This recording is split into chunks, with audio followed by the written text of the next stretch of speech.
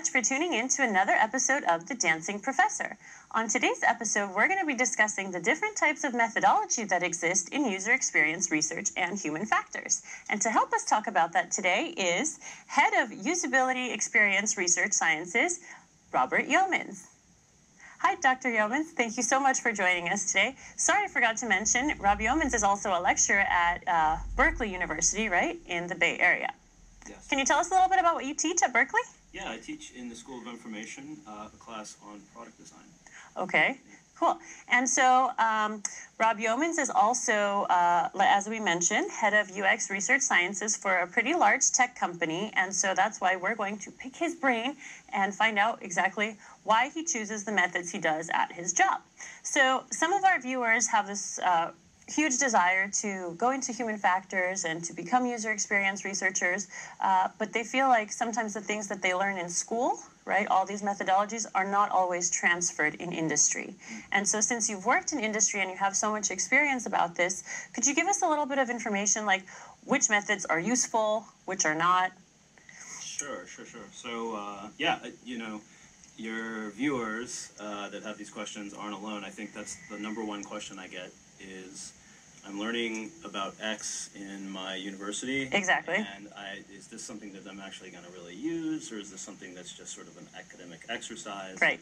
I'll share a paper with you that maybe you can link to or something in this afterwards on that very subject. Awesome. That'd be great. Thank you. But I think it's an interesting topic. So your question, I think, to me was, what are some of the methods that I see used a lot? Mm-hmm. And I think research suggests that there's kind of 2 or 3 methods that are widely used, and they also happen to be my favorites. So the first, at least in tech, I know that the number one methodology that students are likely to incorporate is lab user testing. So is that the same as usability testing? So I think of usability testing as a subset of lab testing. Got it. So when I say lab testing, I mean you're going to bring people into a laboratory. Mm-hmm. Most modern-day laboratories don't look anything like what you'd think of as a laboratory, so maybe that's not the best term. Okay. You're bringing participants, or you're bringing people in, future users in, or current users in, to a space, and you're going to have a conversation with them, like we're having. Got it. Okay. And during that conversation, you're going to do any number of things, and one of the things that you might do is a usability test. But you might do other types of lab methodology, like you might just have a conversation. Mm-hmm. You might show them concept drawings, things like that, mocks or drawings, mm-hmm. and ask them to comment on them. The goal of a usability test is, or any set of small sample lab testing, is 2 things. In a usability test, you're trying to find problems with a device or an idea, and the other thing you're trying to do is get new ideas. So if you're a designer and you're working on a new product, it's pretty easy to sort of get tunnel vision on that product. And having a conversation or a few conversations with people, a great way to sort of get out of that fixation mm-hmm. of whatever you're working on. So that's one methodology. The second methodology, and they go really well together, that I would mention, is surveys. Okay. So, as an analogy, have you ever bought anything on Amazon before? Totally. Lots of people do. And when you're buying something on Amazon, let's say it's something that you're not familiar with. How do you go about making a decision about what item to buy? Well, typically you read the reviews. Cool. I'm glad you said that. So you can imagine, as an analogy, one of these lab studies being, kind of a review of a product with a couple of people, 5 people, let's say. But if you were going to buy a product on Amazon, you might pause if you saw that only 5 people had reviewed it, right? Right. Even if they give a very good review, and even if you read that review, the problem is it's just one person's opinion. So I have a really good example. I was playing tennis the other day, and I was talking to my mixed doubles partner, and she was wearing a tennis brace, and I said, "Oh, where did you get it?" And she said she got it on Amazon, and she just happened to mention, "Oh yeah, I read all these reviews. There's like 30 different tennis braces." Wow. Yeah, and I picked this one, and I feel lucky because it only had 2 reviewers, but the reviews were really strong, and I went with it. And so far it's worked for me. But It's sort of like Rate My Professor. Just kidding. Yes. Sometimes you have like really awesome teachers, Yeah, but the reviews are like either poor or very few. Yeah. Sorry to sidetrack. But, you know, when you're even on Rate Your Professor, if you had one really thorough review, it sort of gives you like more confidence that that person knows what they're talking about. Nevertheless, you always wonder, is that just that one person's positive or negative experience? Right. And so surveys is such a natural pairing with qualitative research like you would do in a lab, because it allows you to amplify the power of those findings. So let's say your professor rating is 5 out of 5. Right? But that's from only one person.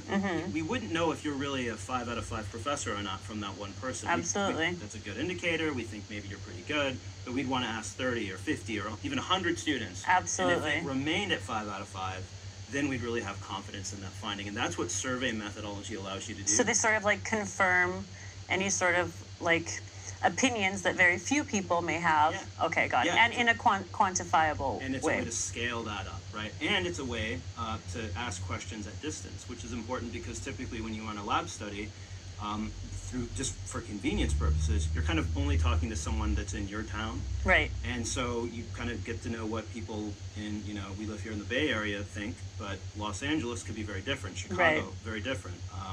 And, you know, now you think internationally and you're like, my God, it's very different. Right, which is important because so many products actually get released internationally, and their success depends not just, you know, on where it was created, but on who is actually going to purchase it. That's right. And so surveys allow you to do that. And you know, the other thing I like about surveys is everybody knows what those are. Your viewers will know. They've taken a survey before, right?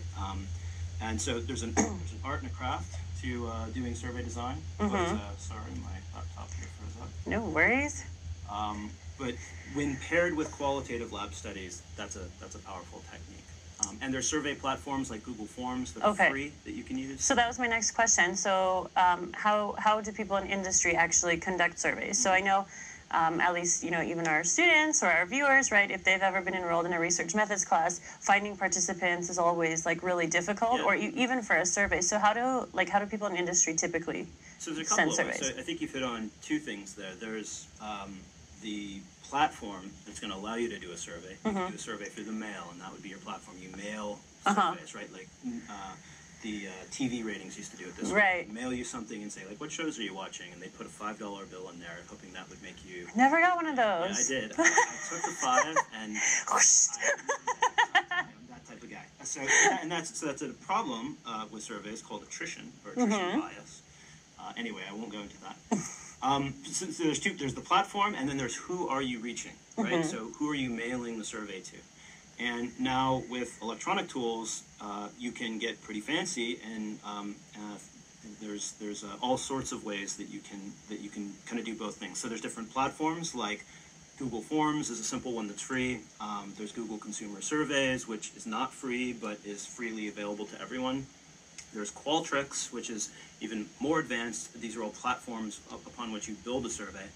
But you still need someone to give that survey to, right? So going back to Google Forms, you might, you know, if you're a small startup or you're just working on a project all by yourself and you still want to get some survey data, you might imagine leaning on friends and family. That's a strong friend. I say friends and family because a lot of people rely on like classmates, but classmates actually might not be as good as friends and family. Friends and family could be people in other states. Or there's more of a diverse sample there, right? Yeah. Okay. So with students, I often say, hey, if you know, just getting started, go with Google Forms, which is free, and poll friends and family. You'd be surprised, right? And they're more likely to actually respond. Of course. And not just rip up that survey. Right. For your friends and family. A second, option that's sort of in the middle between like really paying people a lot is Mechanical Turk.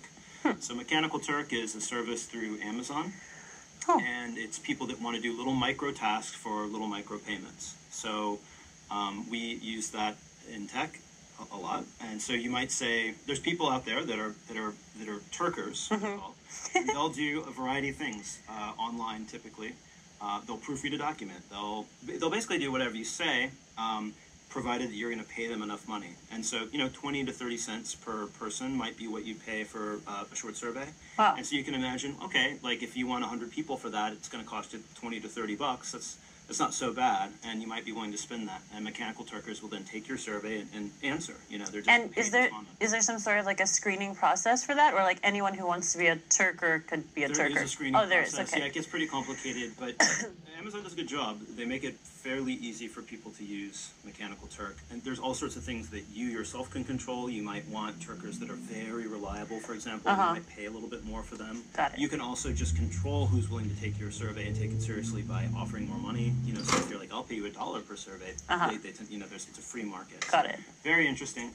And then, you know, larger tech companies have yet other solutions for participants. Got it. So far we've talked about usability/laboratory testing, right? And then surveys. And then I think you said there was a third one. There is a third. It's my favorite of the three. All right. And I'll tell you why. So all the things that we've hit on, well, in the first two studies that we talked, the first two methods thank you, that we've talked about that you might run studies with, we've talked about having users or participants come in. And that's daunting for a lot of people that aren't, you know, professional researchers. And so this third method, which is called heuristic review, doesn't require participants at all. It's something that you can do all by yourself or with a few other people. So heuristic review came out of actually some work in the early 90s that addressed another type of problem that we were seeing in human factors, which was that the military had created long checklists of user-friendly things. So if you're building an aircraft, the military would say, okay, we want the aircraft to have instruments, and all the instruments, when they're functioning correctly, should point up. And so in the military, they'll say it's all arrows up, which all the gauges all point up. And so at a glance, a pilot knows everything's normal, and if anything's off, it's not pointing up, and it jumps out. So it breaks like a Stolt principle. Got it. So, but they, you know, that would be an example, or they might say like everything should have indicator lights, or everything should, and so this was like the best intentions to build these lists of things that we want to make sure users have so that they're user friendly, but they got really long. They got incredibly long, and outside of the military, it really got sort of comically long, like maybe 2,000 or 3,000 checklist items. And so you can imagine if you're a private in the military, I can say, private, get to work. I want you to go through this list, and you do it because you're in the military. But in industry, it's problem. Even for the military, it's problematic. Yeah, of course. It's time consuming. Yeah. And so two clever guys, Mullick and Nielsen, came up with this idea. Well, what if we said, look, most of these things that are on these lists, they sort of clump together. Let's figure out for computers. Let's take these long lists and then figure out what do they all have in common. And they came up with this sort of what they called a list of heuristics. First, they called it design heuristics, and the intention was these are rules of thumb. A heuristic is like a simple shortcut rule of thumb that designers should follow when they're designing a system, an interactive system. And I'll give you an example: avoid jargon. So that's a heuristic. Like you shouldn't use technical terms when you can just use plain English instead. So we shouldn't say participants, we should just say people as an example. People. Question, so you mentioned that prior there were these long lists. So how many heuristics are there? Or how many heuristics did they come up with? So Nielsen and Muller, that's a good question. What they did is they actually, this is a really, if you don't mind, I'll go into historical Please do. I only find this interesting. So they weren't working on aircraft or space or the medical field or transportation. They were actually very much interested in desktop computing. And so they published an ad in a personal computer magazine. Which at that time, this is like 1989, was popular. And they said, hey, write in with what you think's broken with desktop computing. Like write in all the user interaction things that are broken. Right? People probably wrote in things like, in DOS, you have to remember commands. You know, and there's all this technical jargon. You can imagine the types of feedback you'd get, and you could still do this today. Imagine if I ask you, hey, what's wrong with mobile? You know, using your mobile phone for staying in touch with friends and family. And you'd write in a list, and if you did in a survey like they did, you'd get tons of data from all over the United States or wherever you distribute that survey. I see. They did it, I think, primarily in the United States, and they got thousands of responses. People wrote in through the mail. This was the platform, the mail. And they took all those and they boiled them down to 9 heuristics. And they published a paper saying, hey, really all these thousands of lists, these checklist items, they boil down to 9 primary things. And then there was they published a series of papers, some other people published papers, there was some argument, they added a 10th one. Okay. And so now that's a very common heuristic list called Nielsens 10 items. Which should sound familiar to my students. Cool. Yes.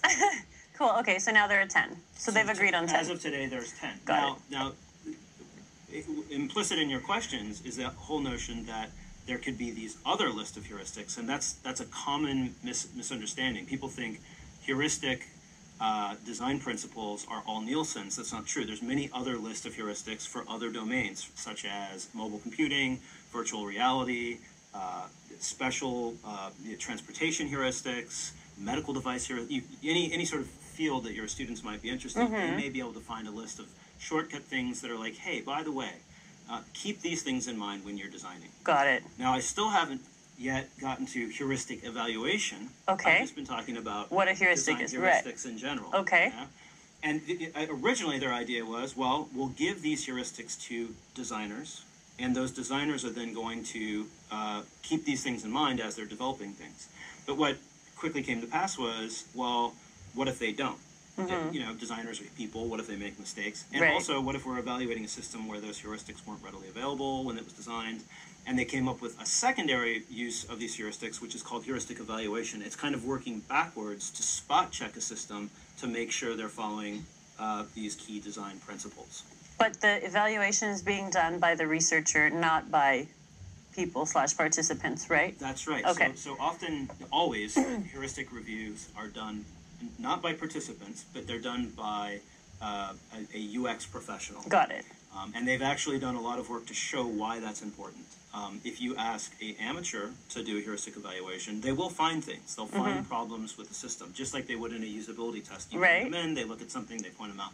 What's different is that the experts are much more thorough, and when combined with divided attention. This is an example. When that's combined with more than one person doing the evaluation, in other words, you do an evaluation and I do one on the same system, and we work separately. Okay. And pool our findings together later. There might be something I find that you don't find. Almost definitely, right? Got it. And so Nielsen and Malik and the papers that are in that line of research suggest at least 3 people doing these heuristic reviews. But none of them are users. And that's great because it's easy for you to find a friend or two, preferably someone that knows something, has had your class, knows something about human factors, that can assist. I have an example if you'd like me to of a heuristic evaluation? Yeah. Awesome, yes, So let's check it I out. wanted to find something that was from real life. So this is it's a boring example, I think, but well, I'll try and make it exciting. Okay. So this is an example of Twitter.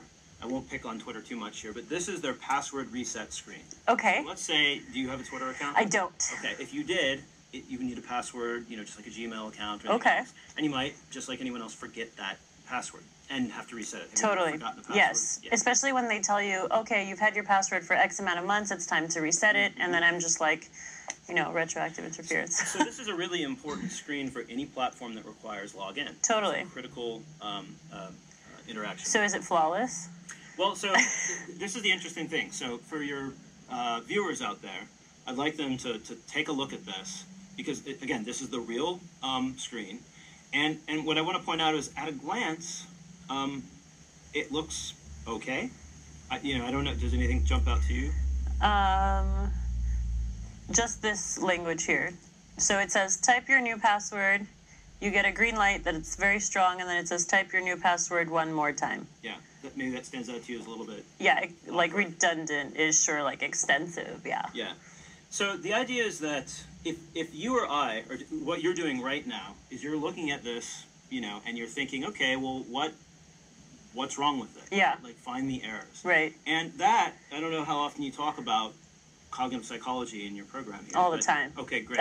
So that is a classic sort of attention working memory problem. You are attended on the length of that answer. And I would actually argue that in my previous example of heuristics, I use the example of jargon. Okay. And that could be a priming effect. Okay. And so you're thinking about jargon, and you actually showed me an example where things seem jargon. Very possible, yes. And so if we ran a user's test on this, you might say, hey, there's only one thing that really needs to be fixed here. It's this jargon thing. Mm-hmm. That's a very human thing to do, because how many heuristics can you really pay attention to at one time? Mm-hmm. Working memory capacity is quite brief. Right. It lasts no more than 20 seconds. Yeah. It holds 4 plus or minus 2 items. Yeah. And so you just can't attend to, you certainly can't attend to 9 or 10 heuristics at once. Right. The heuristic evaluation process knows this and takes advantage of it. And basically what you do in a heuristic evaluation, if you flip that card over, you'll see that so I've written on there, minimalist design. Minimalist design. And the idea is that you'll take Nielsen's 9 or 10 heuristics, or whatever heuristics a la carte you choose for your method, and you'll focus on them one at a time. And now you're really taking advantage of this working memory system. So let's jump back to the example here. Okay. So here is the exact thing that you pointed out. Yes. I thought you would. Really? Right? And so aesthetic and so there's a magic trick and a lecture going on? Oh my God. So I thought, because I'd talk about jargon, you'd say jargon, and so is there anything else on here that might benefit? Yeah, I don't quite understand this green check mark here at the bottom. There's a check mark above a check mark that says remember me. So that kind of also is not so minimalist. No. Anything else?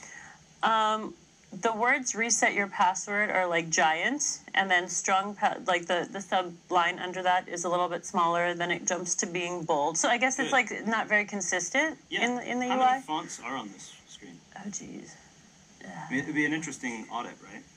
I don't know, like 4 or 5? I don't know. There's at least, 6, maybe. So you also have things, and again, these are all very subtle things. Right. But they have the use of sort of sentence case grammar. That's where true. Reset your password has no period. Right. But then down here they do use period. Right. And again, research shows that these small subtle changes, or blue and black, the blue, and light gray and dark gray and bold. Yeah.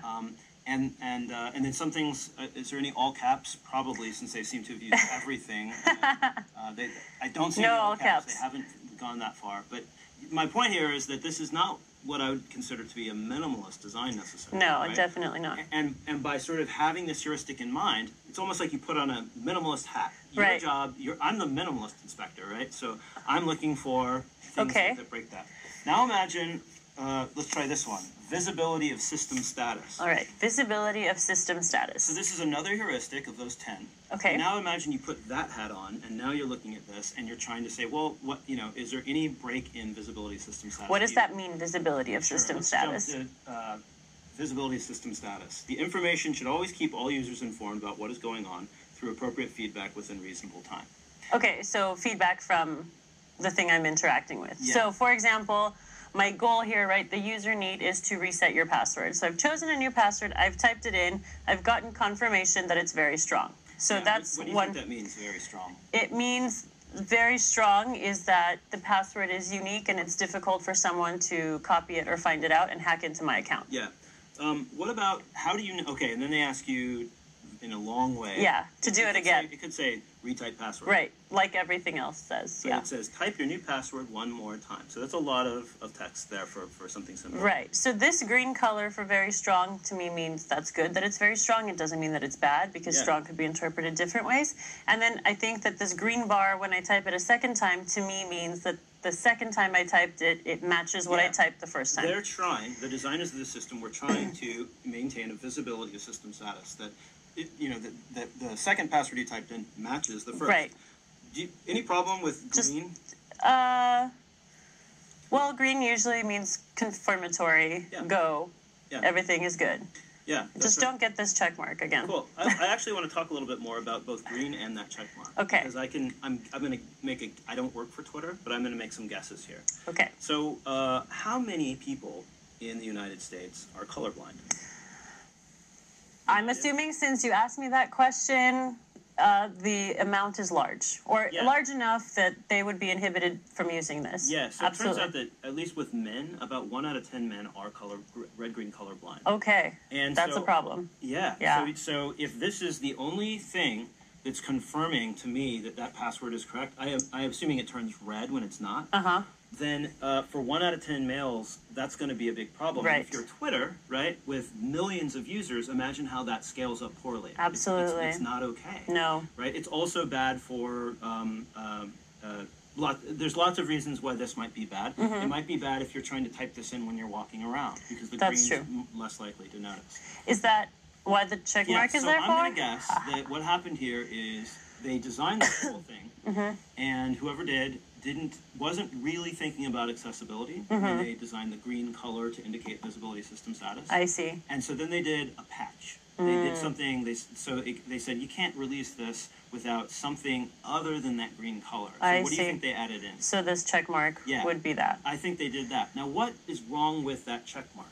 Well, it's redundant. There's another check mark here. Yeah. It's below. Like, if this check mark was placed right next to the bar with the password, maybe that'd be better. That would be a little bit better. But, yeah, now you have the person who is not colorblind wondering, what is this check mark doing here? So yeah, and again, you've got 2 check marks. Yeah, 2 check marks. Different treatments of different check marks. And they're different colors, and they're different type of check mark, and it's just, And I don't know, not consistent. There's probably not one designer. There's probably a team, and they probably worked at this at different times. Right. So I hope I'm not insulting anyone when I say this is sloppy design work. Right. It's not a great user No, interaction. absolutely. And we'd only have found that by using this heuristic evaluation method.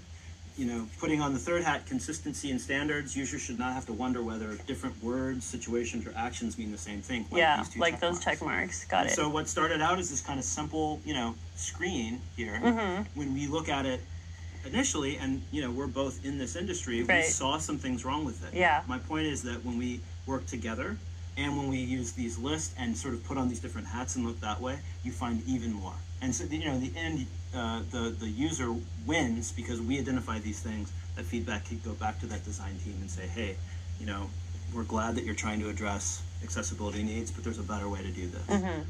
So is this still what it looks like right now? I don't know. This was what it looked like as of about a year ago. Interesting. Yeah. Okay, so from what I'm understanding, you're saying for each heuristic, and right now we know that up to date there are 10, we wear a hat for each evaluation, each heuristic. Yeah. Right? You're going to do one evaluation, but during that evaluation, you put on and off 10 different hats. That would take kind of a bit of time, right? How long does that usually take? Or does it depend on how intricate the UI is? Yeah, it really depends on what you're looking at. I mean, we could probably do this in less than an hour. Right? But that's just one screen. That's just one screen. Yeah, and look at how much we found. Yeah, so say it was a complicated screen, and say it took you 2 days to do it. That's a long time, right? Yeah. And say it not just took you 2 days, but remember, you're going to want to have inter-rater reliability. Yeah, you're going to want to have more than one person looking at this at the same time. So it might take 3 people 2 days, 1 to 2 days. So let's say if we're timing it out, that's a week of time for one person, because it's 2 days for one. Anyway, 6 days of work, let's say, right, for one person to do it all, or 2 days of work for a team of 3. And then they have to come together and pool everything. And pool the results. Yeah, so it could take up to a week. But hey, how much time does a lab study take? Typically an hour per person. It's an hour per person, so you're right there. If you're going to run a lab study that's 5 or 6 people, that's a day right there. Yeah.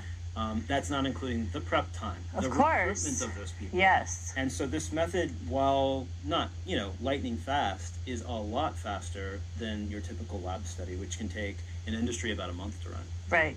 When you include the time to recruit and everything else on a normal team. Definitely. So this is the fastest method, and I'll tell you one last thing that a lot of people like about this method and why it's so popular, is this is the only method of the 3 we discussed that protects against product leaks.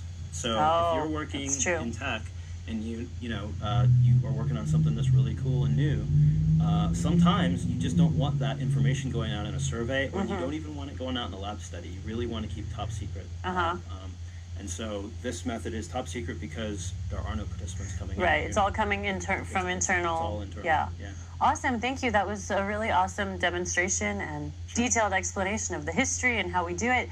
I have 2 last questions for you. My first question is, working in industry as head of UX, and I imagine that you're bombarded with research requests constantly, is it up to you to decide which method you want to use to assist a particular team, or do they come to you and they're like, hey Rob, I really need a heuristic evaluation on this? Or is it up to the researcher? So the way I like to think about it is it's up to me to make sure that team uses the best method. Okay. It's not up to me, and often that does mean me saying the best method is this, but not always. Teams very often come, because they're human, with an idea in mind. So oftentimes, a good example is they've seen another team with a similar problem that's gotten some great unblocking insight from doing a lab study. So they come and say, Rob, like we'd love for your team to conduct a lab study for us as well, because we've got this problem. And the problem that they'll then describe, at a glance, it is a user experience problem. But depending on the problem, they might not see the nuance between these different methods. And so I'm always happy when they come to me at all and ask for something, or they want to collaborate on something. And I'm also happy if they take a stab at what they think that should be, because I feel like then at least they're engaged, right? They're like, we want to run a lab study because we want to know, do people prefer orange ice cream, or do they prefer, like orange sherbet, or do more people prefer vanilla ice cream? And so we want to bring in some people and we want to ask them. Then I can go to that Amazon example and say, well, I could do that in a lab study. I could see if Olga likes orange sherbet more than vanilla ice cream, and me and 5 other people.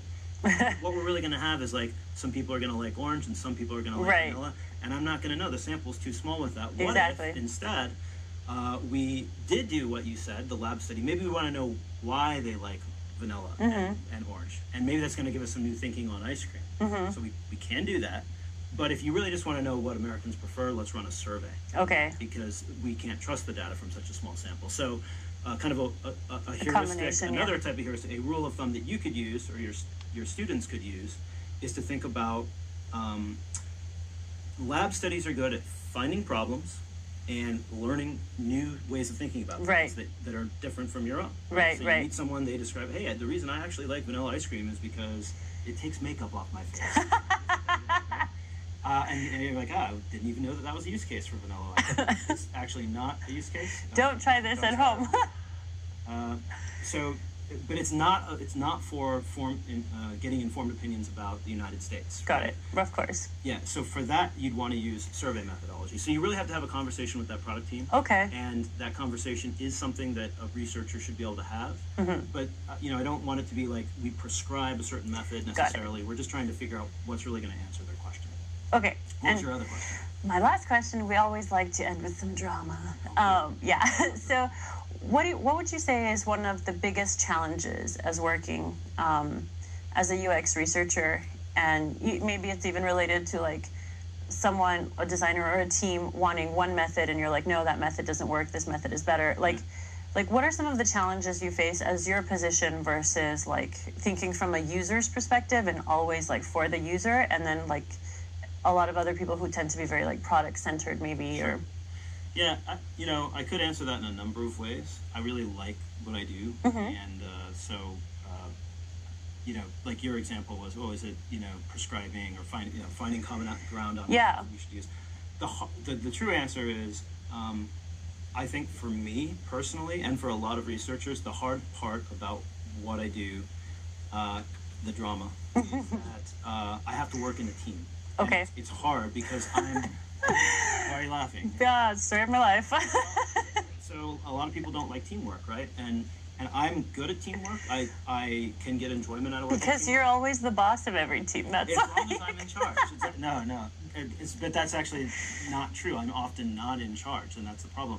So the problem is for me that I really would love to be the product manager, and I really would love to be the designer, actually, and I really would love to actually even maybe do some of the coding, and I can't be all things. There's just one of me. You can't just put a hat on, like you can't. There's not enough time in a fast-moving product team.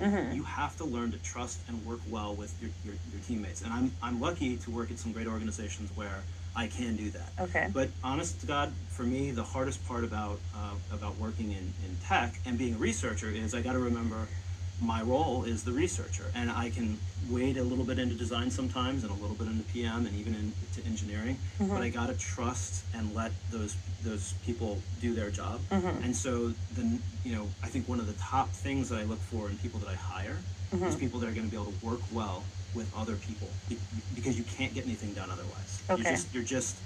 You will never scale up that way. So that's really, for me personally, challenging, is that teamwork dynamic, and I'm always working on that and trying to be better at it. Yeah. Have you ever had to fire someone? I have. All right. And on that note, Yeah. awesome. Thank you so much, Dr. Youmans, for joining us. So basically what we learned today are the three very common methods that we use, right, in industry. So the first one was usability laboratory studies, right? Studies. Qualitative studies. We have the survey method. Those are sometimes called quantitative. Quantitative studies, right? And then the last, your favorite, the heuristic review, right? Awesome. So yeah, everyone be a team player if you guys want to work in industry, right? And awesome. Thank you so much for joining us. Thank you for having me. See you next time. Bye-bye.